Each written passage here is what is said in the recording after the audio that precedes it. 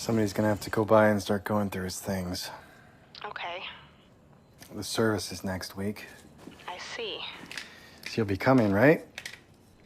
I don't know. I'm struggling here, Jim, with work. We have all these new orders, and Alvin is just starting his new school, so...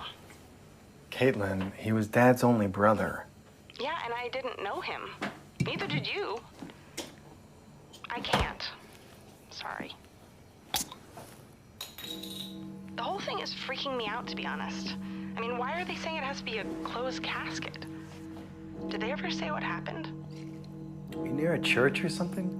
What? No, I'm at my house. Jim, are you there? You don't hear that? Hear what?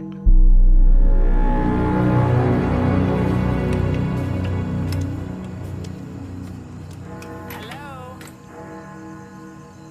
Jim? Hello? This is really strange. Jim, are you there? Hello?